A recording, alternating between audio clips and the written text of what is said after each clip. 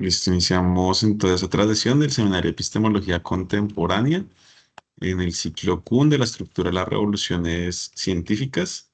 Vamos a comentar hoy el capítulo 5, se llama La prioridad de los paradigmas. Y bueno, ahí Kuhn discute como varios temas relacionados como con el papel performativo que tiene la pedagogía de la ciencia en la formación de los científicos y como en la solidificación de los paradigmas y también como pues sí, otras cosas relacionadas con el peso que tienen las normas, las reglas, las leyes en los campos de conocimiento y su relación con los paradigmas.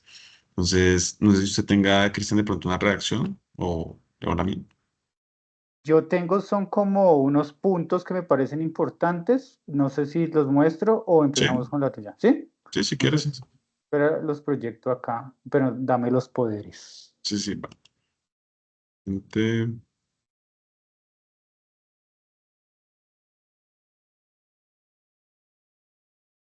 Listos. Listo, entonces, bueno, yo tenía o tengo como las siguientes notas. Aquí está. ¿Se está viendo?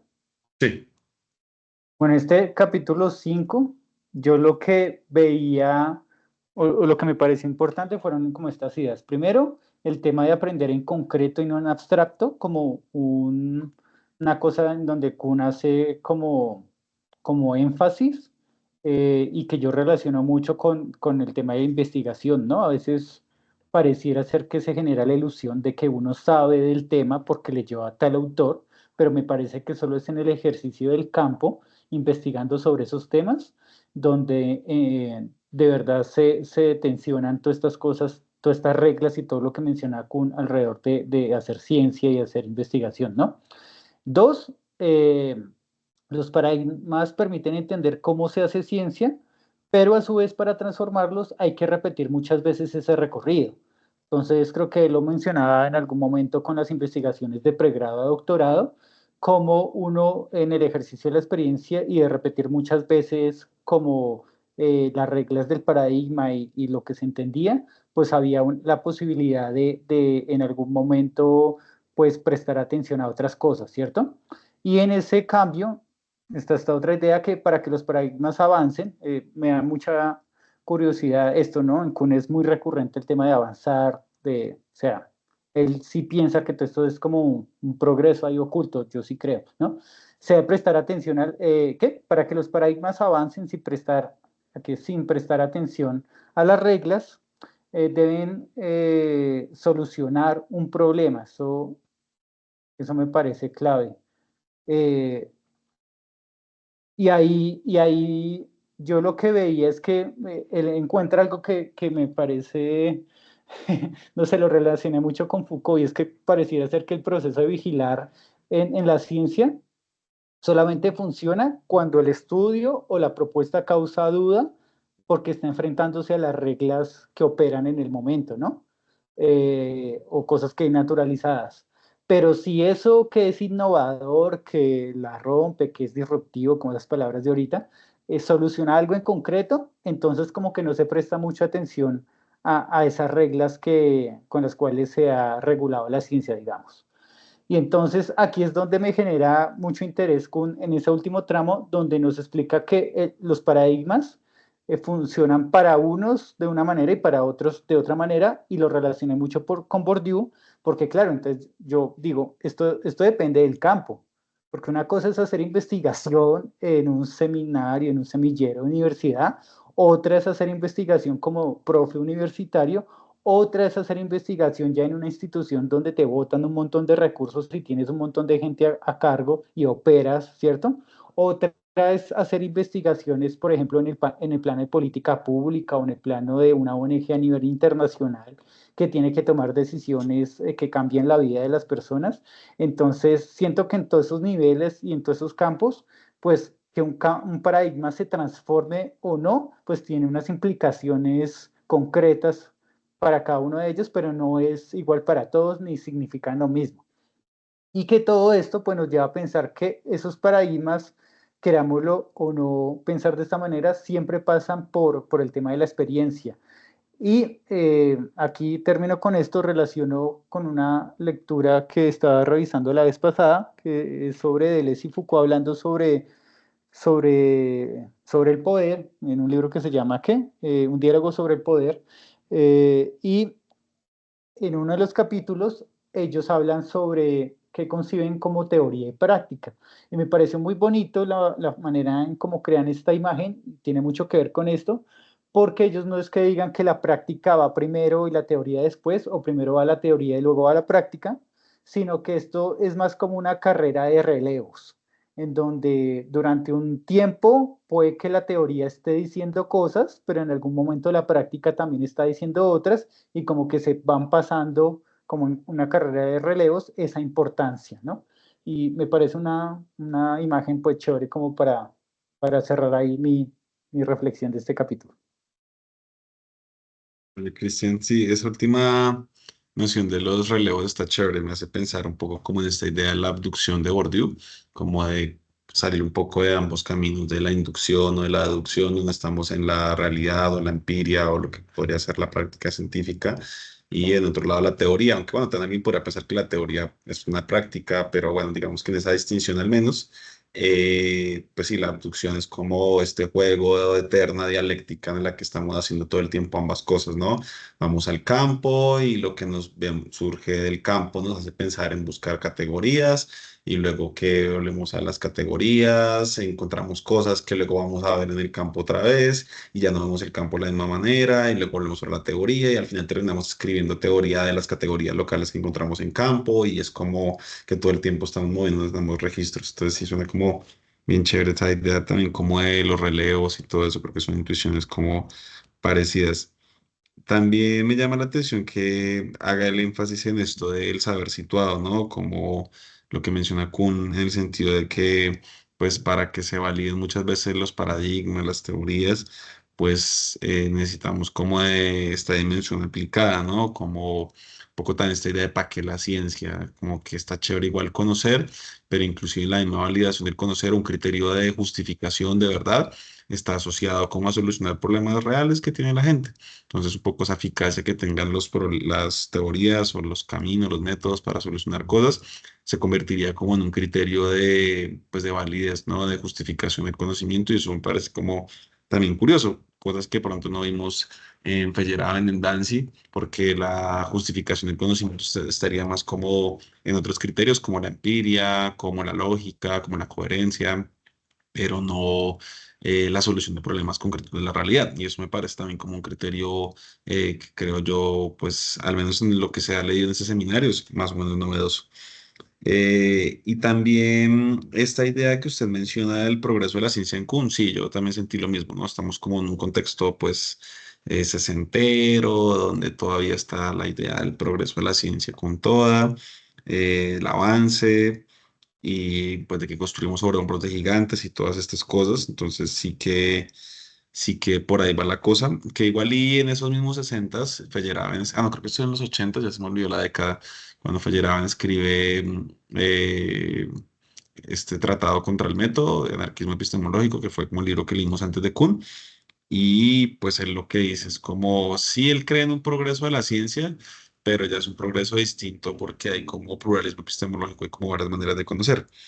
Eh, Sin embargo, yo creo que aquí en Kuhn, de todos modos, pese a que está la idea del avance de la ciencia y de que un paradigma suceda a otro y tal, yo creo que igual aquí ya está latente cierta idea de pluralismo epistémico, en el sentido de que Kuhn va a decir, como usted menciona, que los paradigmas varían según el campo, que no todo el mundo cabe dentro del paradigma y como que sí habría lugar a otras formas de conocer, al menos matizadas, que están sujetas, por ejemplo, a la experiencia, como usted mencionaba.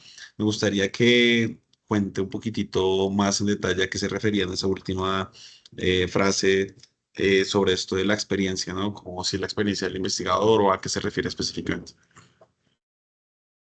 Sí, era básicamente como a esa experiencia del investigador en la construcción o en lo que aporta esas nuevas reglas, esos paradigmas, y algo que estaba pensando con la intervención, porque no sabía cómo llevarlo a la práctica desde las ciencias sociales, pensé en Orlando Farsborda y digamos que esta idea organizacional sobre las juntas de acción comunal, que eso sale efectivamente, por ejemplo, de ahí y permite entender como el trabajo de las comunidades desde una concepción sociológica comunitaria y que uno, es decir, esto lo nombré en algún momento en otro contexto para explicar la importancia, por ejemplo, de las ciencias humanas y la sociología cuando hay una intervención de este estilo.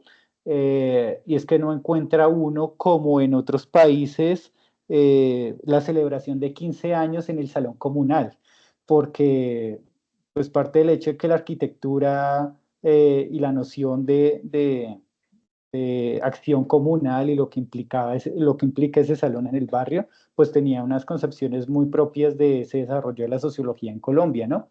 Entonces lo estaba pensando un poco en este ámbito de, bueno, esto de alguna forma soluciona cosas, propone unas reglas, y entonces claro, ahí no le vas a cuestionar si funciona o no funciona, porque evidentemente es una propuesta, funciona. Claro, eh, hay todas unas críticas posteriores, ya después éticas, incluso de las formas en que se dieron estos usos del conocimiento con las comunidades, pero eso no quita pues que veas de manera práctica y material cómo la construcción de paradigmas no solamente se dan en abstracto, sino que están ahí implicadas en el ejercicio mutuo, como una especie de dialéctica que va operando al mismo tiempo en la acción investigativa. Sí, total, total. Me parece como un buen ejemplo de eso, como de cómo las ciencias sociales al final, pues sí dan pistas para solucionar problemas sociales, ¿no? O al menos alternativas para organizarnos de forma diferente, vivir de forma distinta a las que se está viviendo y que de pronto no están funcionando tanto o que sentimos que podrían ser mejores. Pues quiero compartir mi reacción, ¿me parece?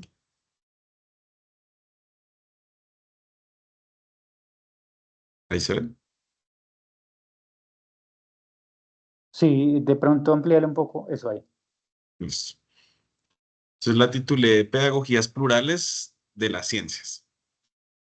La didáctica de la ciencia tiene efectos performativos en las prácticas de los científicos. La enseñanza de teorías, métodos y procedimientos para solucionar problemas concretos de los campos considerados contribuye a la solidificación del paradigma y la reproducción de la ciencia normal. O una cita de Kuhn. Una teoría novedosa se anuncia siempre junto con sus aplicaciones a algún abanico concreto de fenómenos naturales, sin los cuales ni siquiera podrían ser un candidato a la aceptación. Una vez que ha sido aceptada, estas mismas aplicaciones u otras distintas acompañan a la teoría en los textos en los que los futuros practicantes aprenderán su oficio. No aparecen allí tan solo como adornos o siquiera como documentación. Por el contrario, los procesos de aprender una teoría dependen del estudio de aplicaciones, incluyendo la resolución práctica de problemas. Por otra parte, Kuhn sugiere que siempre hay una suerte de pluralismo epistémico, pues los paradigmas no logran absorber a todos los científicos y unificar sus perspectivas sobre la ciencia. Algunos grupos de pensadores tienen discrepancias, matices, diferencias que los alejan de la ciencia normal. A lo mejor esas disidencias son la base de las transformaciones del paradigma o el surgimiento de otras maneras de conocer. Parece que el movimiento de la ciencia tiene como condición el pluralismo epistémico, como sugería Feyerabend. Valdría la pena explorar pedagogías plurales de la ciencia que no sean subsidiarias de la reproducción de la ciencia normal, sino que inviten a los novicios al pluralismo ontológico y epistémico. Poco esta idea del movimiento de la ciencia, esa noción es como la coloqué deliberadamente para salir del progreso o el avance de la ciencia, porque, pues sí, como para pensar otras formas en que se mueve el conocimiento o algo así. Me hizo pensar en Stein cuando en el libro este de Abrir las Ciencias Sociales, pues explica cómo se fueron dando estos procesos de organización de la instrumentalización del conocimiento en las facultades y cómo pues aparecen y desaparecen carreras. pero muy propiamente vinculadas con las ciencias sociales, cómo hay unas tensiones que se generan entre los objetos, digamos, de conocimiento en esa lógica moderna de, bueno, está la ciencia, cuál es su objeto de conocimiento y cuáles son sus métodos.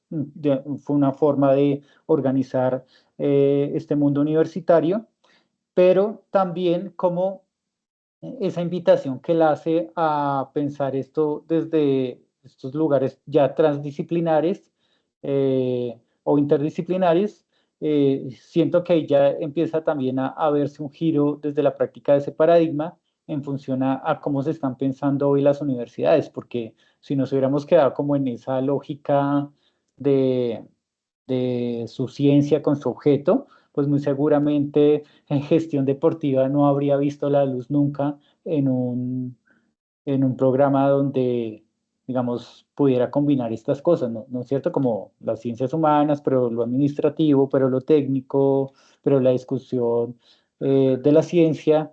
Entonces me parece digamos que sería como un ejemplo chévere de traer a esta discusión y que en todo caso uno podría ver que no es un asunto de progreso, sino de cambio de condiciones eh, sociales. Es decir, Wallerstein es consciente y uno lo puede ver ahí de que esas transformaciones tienen que ver con un sistema económico, con unos movimientos, unos procesos culturales como la globalización, en donde pues empiezan a entrar, en algún momento lo dicen, ¿no? El tercer mundo empieza a ser objeto de estudio y a estudiarse a sí mismo en sus propias universidades.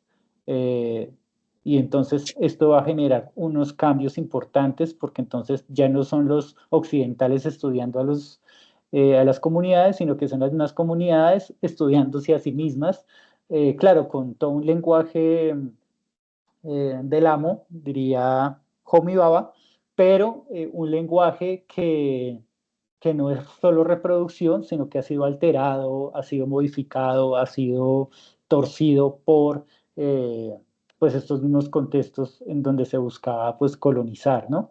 Y estos giros, todos estos giros me hacen pensar precisamente en Kuhn, en cómo desde la misma práctica y desde la misma solución de problemas de las comunidades se empiezan a romper estas reglas de estos paradigmas y entonces ahí es donde viene una confrontación en las universidades, que siento que en algún momento las vivimos, entre los que siempre habían hecho la historia de una manera o siempre habían hecho la investigación social de una manera, y entonces empiezan a aparecer nuevas preguntas, nuevos enfoques y es como, como, como que estuvieras siendo profano, ¿no? Entonces ahí se generan unas tensiones en esos momentos, pero si son tensiones que llevan como a resultados y que cumplen con las instituciones, como que empiezan a ser reconocidas, ¿no? Ah, como que sí, como que esto entra. Eh, Sigo pensando que esto está atado a las relaciones de poder, porque que efectivamente es quién te valida y quién no te valida, pero eh, que estos giros y estos procesos sí carecen de o no podrían pensarse, mejor lo digo así, desde una lógica de progreso, es decir, aquí no estamos viendo progreso, estamos viendo tensiones y conflictos permanentes de quién hace y cómo se hace ciencia.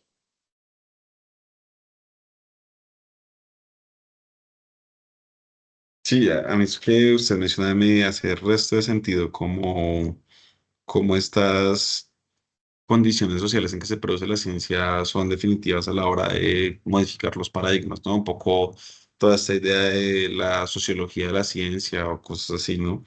Eh, y claro, pienso, por ejemplo, en factores como la política, a propósito del ejemplo que usted colocaba de cómo la gente de este lado del mundo se empieza a estudiar a sí misma y tenemos entonces inflexión de colonial, el giro ontológico de momento también va por ahí y pues sí, de nuevo ratificando como que cierta sociología de la ciencia pues claramente tiene mucho que decir acerca de cómo se construye conocimiento y que no hay como una relación como hermética entre sujeto y objeto o entre actantes, sino que pues toda esa producción de conocimiento está en un contexto social, político, que determina profundamente el camino de las decisiones pues, epistémicas y todo esto.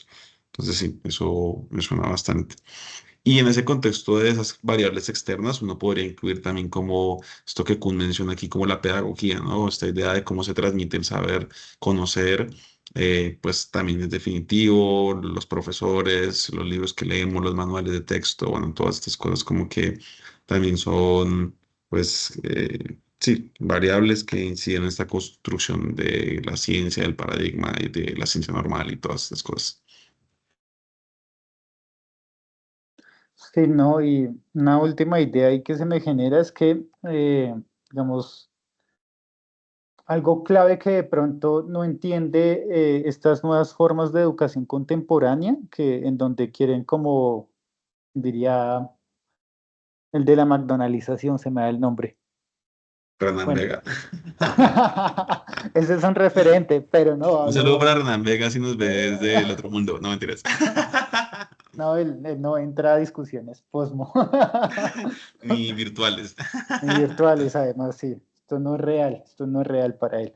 Eh, pero estaba pensando en, sí, como en esta lógica en donde el conocimiento quiere mostrarse en unas condiciones, no sé, entretenidas, fáciles de comprender, me hace pensar en las maneras en que uno se relacionó con las ciencias sociales y que en todo caso, sí, o sea, y otra vez volviendo a Kuhn, la experiencia es fundamental. Es decir, a mí me pasó, hay unos libros con los que yo me encontré al principio que yo no entendía nada, pero esto más que una carencia en términos de cosas cognitivas, yo la leo más es como una carencia de experiencia. Es decir, hay unos libros que uno se encuentra, pero me parece que uno como que le hace falta experiencias o le hace falta vivir espacios para entender o para darles un sentido importante para la formación de uno. Hay cosas con las que evidentemente uno no se va a relacionar. Esto lo digo, por ejemplo, con varias personas que llegan y leen a Foucault y dicen como, pero es que esto ha sido así siempre. O sea, pues, no veo aquí nada novedoso o me parece que da muchas vueltas para llegar al tema de que hay unos normales y unos anormales. Pero entonces he visto cómo en los que se han sentido marginados o en los que han vivido experiencias de marginación, Foucault se vuelve importante. Y eso pongámoslo en cualquier autor. ¿Por qué los autores se vuelven importantes en la vida de uno? Con lo último que estabas mencionando, creo que también tiene que ver con las experiencias que uno está viviendo en el momento y con las disputas que uno está viviendo. Es decir, Bourdieu no llegó al principio de mi formación, está llegando ahorita, claro, en otra lógica, pero porque quizás las preocupaciones que yo tenía en ese momento, pues Bourdieu no me daba como respuesta o ni siquiera me generaba preguntas nuevas, sino que, por ejemplo, lo veía muy en el plano de gente elevada haciendo ciencia por allí en unas instituciones donde yo nunca voy a estar, ¿sí? O sea, como yo no voy a entrar, entonces eso no me interesa. Pero cuando uno empieza un poco en esta lógica del capital de conseguir trabajo y eso, me parece que Bourdieu es fundamental, ¿sí? Marx claramente va a ser fundamental en cualquier condición de empleo, pero Bourdieu, ¿sí? Es fundamental. Y también pasa un poco en qué leemos y en cómo le damos sentido a eso en algunos espacios o momentos de nuestra vida. Creo que situar eso es situar que las maestrías y los doctorados y las investigaciones que se hacen son trayectorias de vida que tienen un montón de complejidad más allá del documento que uno entrega al final, ¿no? Eso es una cosa, pero brutal, que se abre. Sí, a mí esa idea me gusta mucho, justo porque pues en el doctorado me gustaría hacer como algo así, tipo historias de vida epistémica, como de los investigadores, para tratar de ver cómo esos supuestos ontológicos que han estado atrás de sus posiciones epistemológicas. Y yo creo que pues eso está profundamente amarrado a los autores con los que uno dialoga, con los que lee la realidad, las teorías, los paradigmas. y sí que uno podría también establecer esa relación, ¿no? Como de la historia epistémica de uno, la historia de los autores que más uno leía en algún momento, con los que leía más la realidad, con los que identificaban su posición política, pues seguro tendrán que ver mucho con la historia personal de uno, ¿no? Entonces seguramente si estamos en un momento muy rojo en la universidad, entrando con 20 años, pues toca leer Marx. Sí, no hay de otra. Y seguramente pues la vida va cambiando y uno resulta aquí es que leyendo Kun. Entonces, sí, yo creo que está chévere hacer como, pues sí, explorar esa historia, la de uno también, como ese psicoanálisis, pero epistémico o algo así. Y también pues de las posiciones de los investigadores, porque pues al final son ciencias de la sociedad que hablan de la vida de uno también y la trayectoria social de uno y como que a lo mejor no hay tal decisión entre una cosa y la otra, sino que hace parte como del mismo ciclo vital de uno. Pues yo no tendría como más comentarios, Cristian. ¿Usted sumaría algo más? No, no, creo que no cerré la idea, pero era como para decir que lo que me parece problemático de aprender hoy las ciencias sociales como en estas cosas empaquetadas es que te pierdes como de la experiencia de, a veces, de lo que estás viviendo y de no relacionar, como esa disociación que hacen muchas veces los chicos de primaria y secundaria de no quiero ir al colegio porque esa no es la vida de verdad es la que está afuera. Siento que ese es el problema a veces en la formación universitaria con los libros y con los artículos y con lo que uno lee, que se puede generar esa disociación porque la forma en que se da la educación, pues hace que se produzca eso, ¿no? Pero pues esa es como una idea. Sí, a Listo. mí eso que usted acaba de mencionar me hizo pensar que a veces me entra como el futurismo y me pongo a pensar que, bueno, ¿cómo será cuando en unos 100, 200 años o quizás menos la gente pues ya no tenga que leer los libros, como uno durar un mes, 2 meses, 3 meses leyendo el mismo autor y masticando la misma idea, sino que uno ya tenga el chip y pues tenga todo, ¿no? Que inclusive esto de la IA ya lo sugiere, a uno le pide las cosas concretas que uno necesita del libro y se los dice y las resume, le busca lo que uno necesite. Pero entonces, claro, como que me ponía a pensar un poco a propósito de su comentario de, pues que también relacionarse con el autor como nos toca a nosotros es chévere en el sentido de que pues atraviesa una época de la vida en la que uno está pensando cosas, que uno está viviendo cosas, que uno está sintiendo cosas, que en el mundo que uno vive están pasando cosas. Y como que esa relación con los autores pues es muy vital en el sentido de que pues es harto tiempo y hace parte como de una etapa de la vida de uno. Entonces, sí, como que eso algo dirá de la forma en la que nos relacionamos con esas teorías, ¿no? Una forma un poco más vitalista y que a lo mejor teniendo ya toda la información disponible y discriminada tanto en el celular como en la cabeza seguramente pronto, pues quizás ya no será así, ¿no? Entonces, bueno, un poco de nostalgia del presente pasado y esa como condición vitalista de la relación con el conocimiento o algo así. Son unas condiciones de tiempo y de espacio, es decir, te puede llegar ya la idea, tú puedes tener la idea ya, pero esto es como el chiste que uno se demora en entender. Yo siento que es porque falta experiencia y espacio, o sea, falta tiempo. Y te puede llegar las respuestas de información de la IA. Ah, es que este autor habla de esto, pero yo sí considero que si no se ha experimentado el tema, si no hay una posible experiencia cercana, eso es una información de 5 segundos y ya luego no te sirve, no es significativa. Sí, un poco a propósito de esas pedagogías comprensivas y significativas. Mm, listo. Bueno, yo creo que ahí sería como para dejar con esas Pues preguntas. Me pareció nos vemos interesante. entonces en 8 días con C-Section, ¿no? Ahora Ah, G-Check, pero ¿sí o no? entonces, ¿cuál vamos a leer? A mí me parece, esperen, si algo, miremos el índice. Sí, pero dejo de grabar aquí. ¿Tienes ahí el Sí. libro? Voy a buscarlo acá. El sujeto.